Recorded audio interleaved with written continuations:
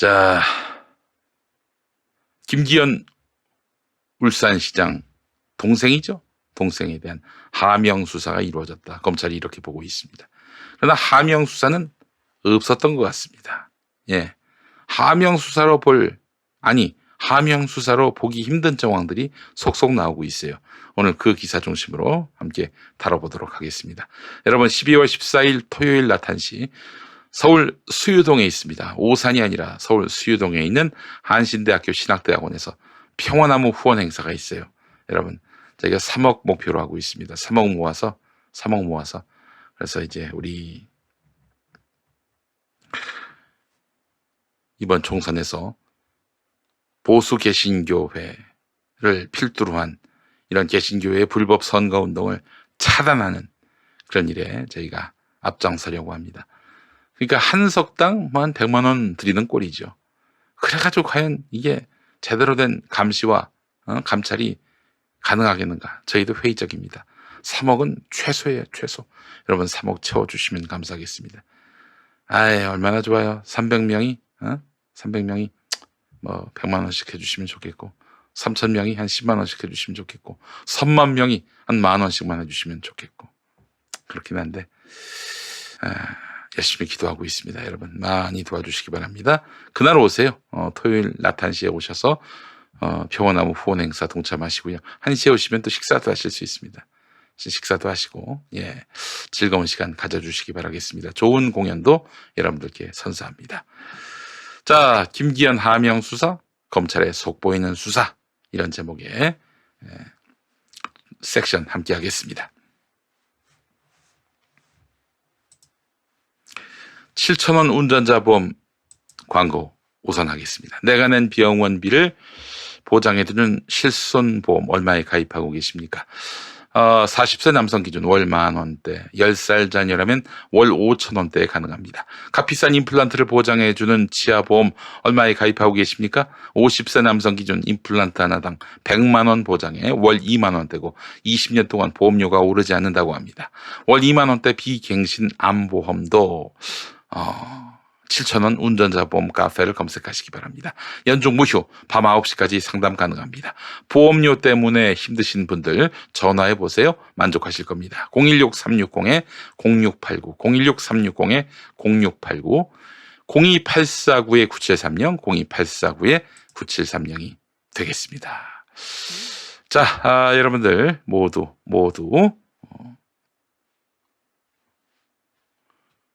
관심 많이 가져주시기 바라겠습니다. 7,000원 운전자 보험이 되겠습니다.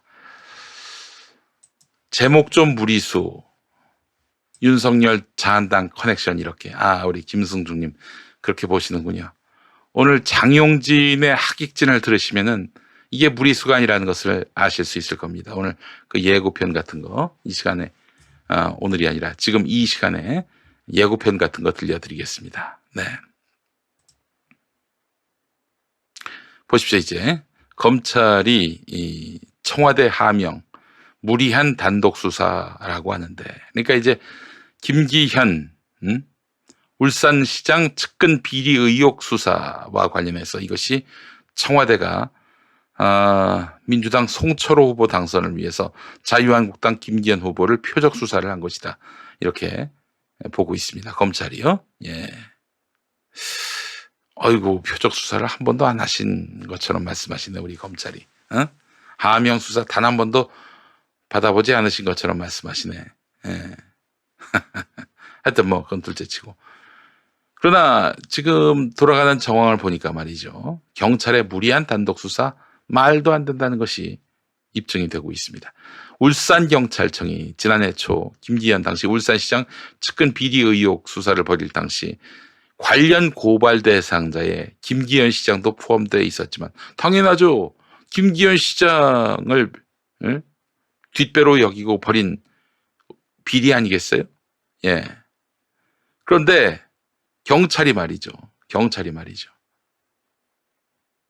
고발 대상에 김기현의 이름이 올라갔음에도 불구하고 김기현은 피고발인이 아닌 참고인 신분으로 바꿨습니다. 이 사람을 범인으로 볼 상황까지는 아닌 것 같다.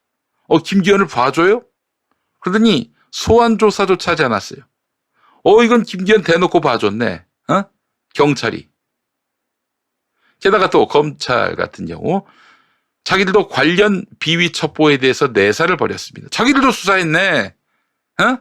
근데 울산경찰이 수사를 개시하니까 내사를 종료했대요. 경찰이 알아서 잘 수사해가지고 우리한테 이첩하겠지. 이러면서 수사를 종료한 거 아닙니까? 아니, 정말 선거에 개입할 의도가 있었다면은 경찰이, 청와대 하명을 받아가지고 김기현 엿먹일 수사를 하려 한다면 왜 김기현을 피고발인 신분으로 조사합니까?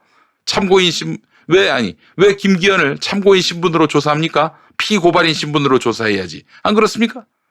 그런데 고발 대상에는 김기현이 올랐는데 이걸 무시하고 피고발인에서 참고인으로 격하시켰어요. 그리고 불러서 조사도 하지 않았습니다. 그런데 무슨 경찰이 하명 수사를 해? 무슨 하명 수사를 이따위로 하나? 엿먹일 목적이라고 보이는데. 이건 결국 이제 경찰이 청와대 하명으로 무리하게 단독 수사를 했다라는 검찰 주장의 근거가 과장된 것입니다. 그렇습니다, 여러분. 단독 수사. 자기들도 수사했구만, 검찰도. 그러다가 경찰이 수사하니까 슬그머니 내사를 중단했는데. 경찰 관계자는 당시 건설업자 김 씨가 제출한 증거만으로 이제 레미콘 기사인데, 레미콘 업체 대표인데 자기가 이제 사실은 입찰을 따려고 그랬는데 딴 사람들이 땄단 말이에요. 근데 그 사람들 보니까 친 김기현 사람들이야. 그래서 이제 김기현 시장까지 포함해가지고 고발을 했는데 다른 경쟁업체, 그래서 입찰을 딴 사람들은 좀 의구심이 있습니다. 그러나 김기현 시장까지 다이렉트로 연결하기에는 좀 뭔가 많이 모자라다. 그래서 경찰이 김기현 시장은 참고인으로 뺐어요. 경찰은 아파트 신축 과정에서 김기현 시장의 동생과 형이 각각 개입하고 선거 직전 김기현 시장 선거 캠프에 그의 형한테서 출처가 분명하지 않은 돈이 흘러간 정황을 찾아내서 김 시장을 뺀 그 나머지 형제에 대한 수사를 벌였어요. 그래서 그 형제에 대한 수사를 벌여가지고 김 시장이 문제가 있다. 그러면 그때는 이제 참고인에서 이제 피의자로 전환할 계획을 세웠던 것이죠.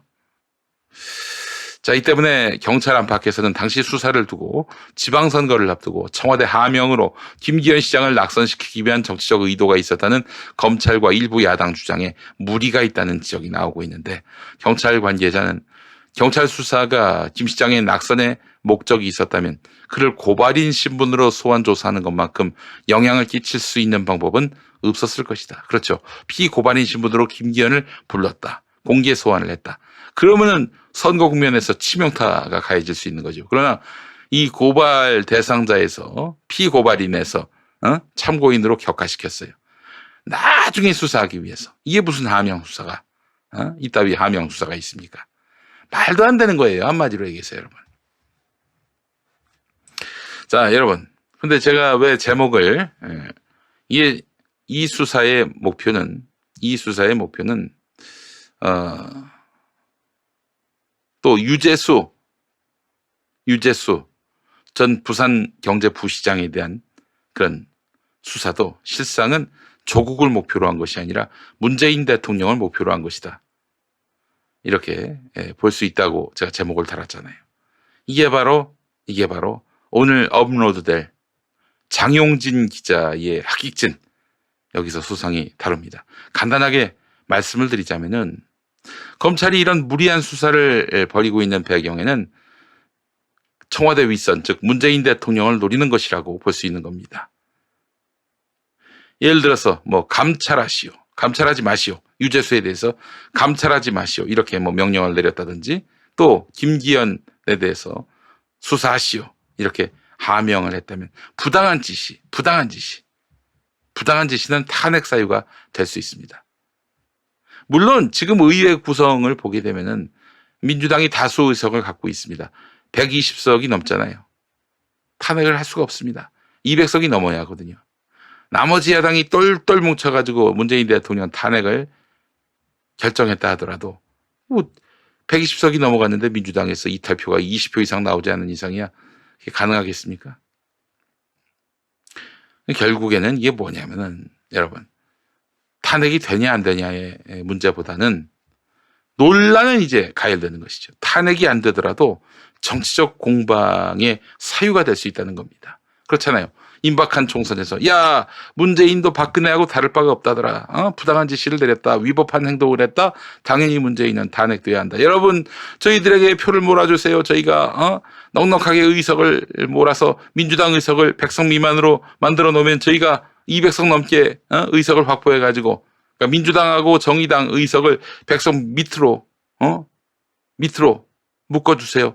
저희 나머지 보수야당이 200석을 넘게 확보를 해가지고 반드시 문재인 탄핵하겠습니다. 이럴 수 있는 거 아닙니까? 그렇죠? 임박한 총선에 영향을 미칠 수 있다는 겁니다.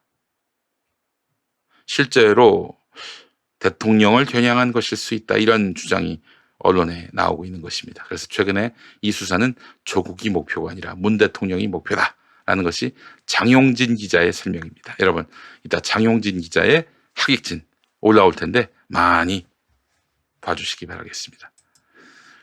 야, 이게 미친 거 아닙니까? 한마디로 지금 이 검찰이 말이죠. 아니 뭐 문재인 대통령이 뭐 윤석열 씨를 검찰총장에 앉혔다. 배은망덕하다. 이런 논리가 아닙니다. 그렇다 하더라도 잘못된 대통령이면은 뭐 그렇게 수사할 수 있다고 저는 보는데요. 문제는 뭐냐면은 사실이 아닌 수사를 했을 공산이 매우 크다는 겁니다. 사실이 아닌 걸로 수사하고 있을 공산이 크다는 겁니다. 이것만 보더라도 그런 거 아닙니까? 에? 지금 청와대 하명에 의해서 경찰이 무리하게 단독 수사를 했다. 검찰은 보고 있는데 아니 울산경찰은 도리어 김기현을 봐줬어요? 또 검찰도 같이 수사를 했어요?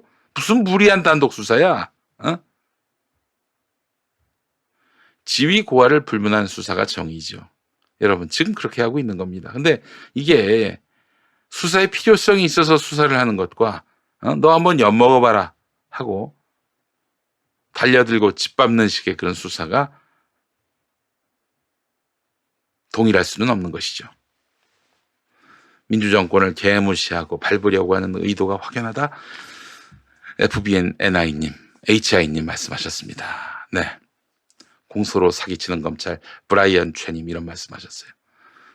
자, 결국에는 문재인 대통령 탄핵, 탄핵까지는 아니더라도 탄핵 공방을 목표로 한 윤석열 검찰의 시도라면은 처벌받습니다. 처벌받아요. 응? 그렇기 때문에 검찰 혼자만 누군가를 죄인으로 만들 수 있는, 범죄자로 만들 수 있는 그런 권력을 한 손에 쥐고 있습니다. 그래서 이제 공수처를 두자는 거 아닙니까? 검사 너희는 비리가 있는지 없는지 한번 보자. 공수처를 두자는 것이고 검찰만 갖고 있던 직접 수사권을 경찰한테 나눠줌으로써 경찰도 수사하고 공수처도 수사하고 그래서 검사가 수사할 수도 있지만 검사도 수사 대상이 될 수 있는 그렇게 해서 이런 수사 과정의 정의를 확립하자. 이야말로 문재인 정부의 검찰 개혁안입니다. 여러분 지금 문재인 정부의 검찰 개혁안에 대해서 한번 평가해 보시죠. 이게 여당 인사들을 구원해 줄 그 검찰 개혁입니까? 아니잖아요. 야당 국회의원, 야당 단체장 이런 사람들 빼고 그 나머지는 다 정부 여당 사람입니다. 수사 대상이. 자, 그래서 어떻게든 공수처 설치는 반드시 관철돼야 하고 지금 이 단계에서 공수처 설치는 윤석열 검찰에 대한 최대 복수입니다. 최대 복수예요. 예.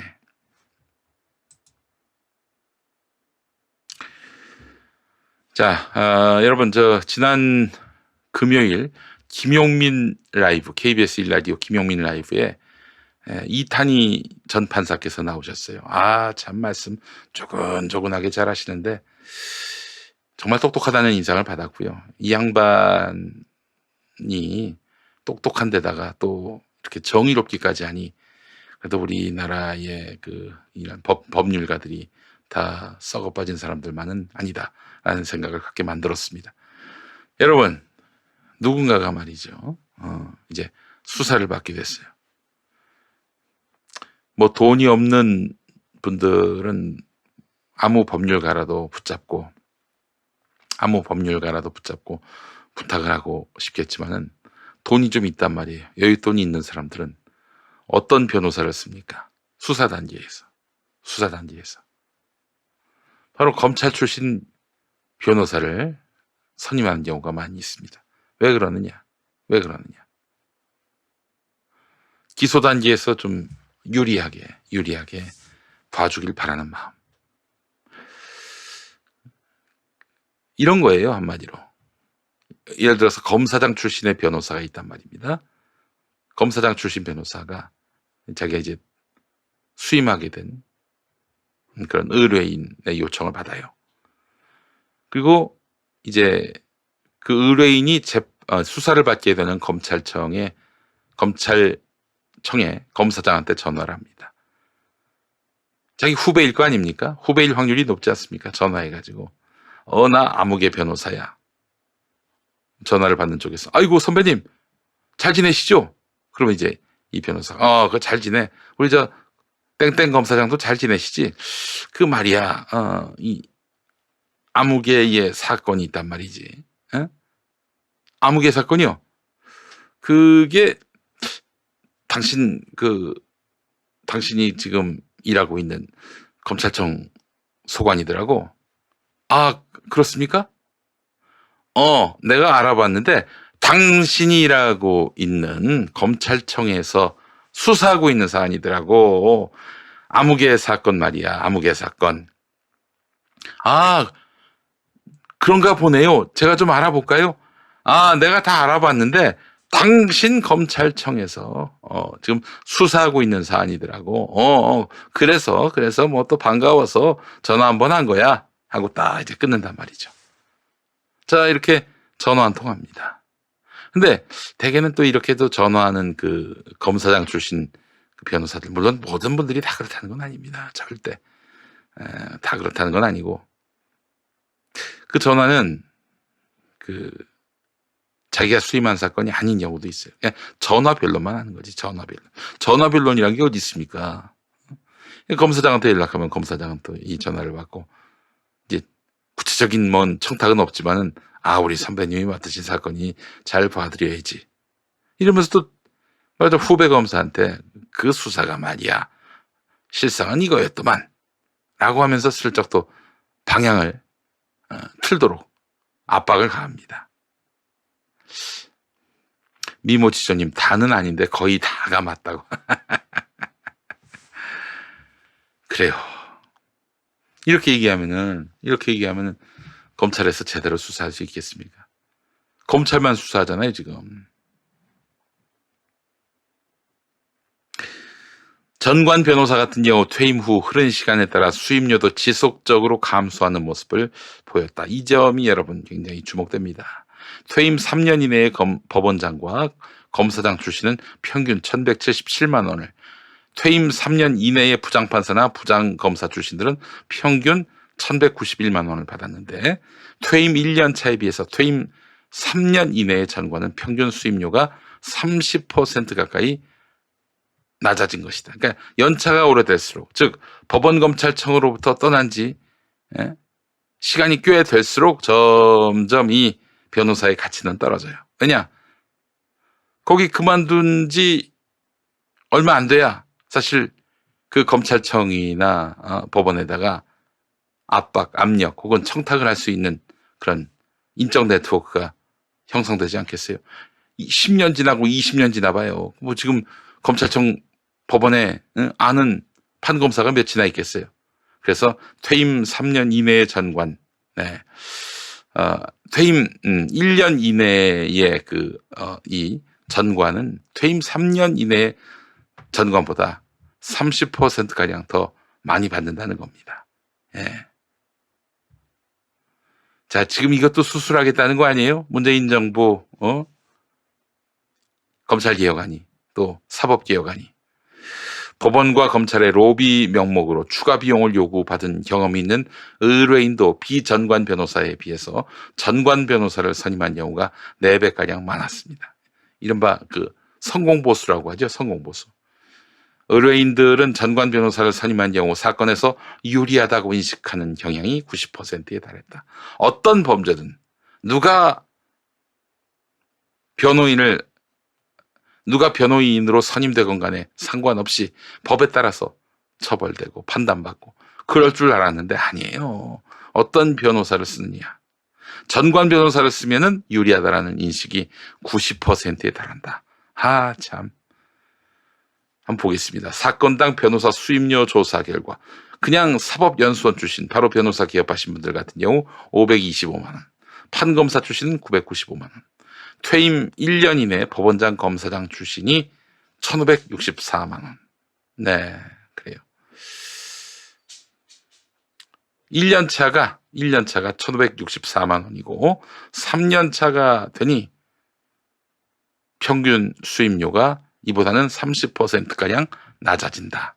아이고 참 검찰개혁, 사법개혁 갈 길이 멉니다. 안 그렇습니까?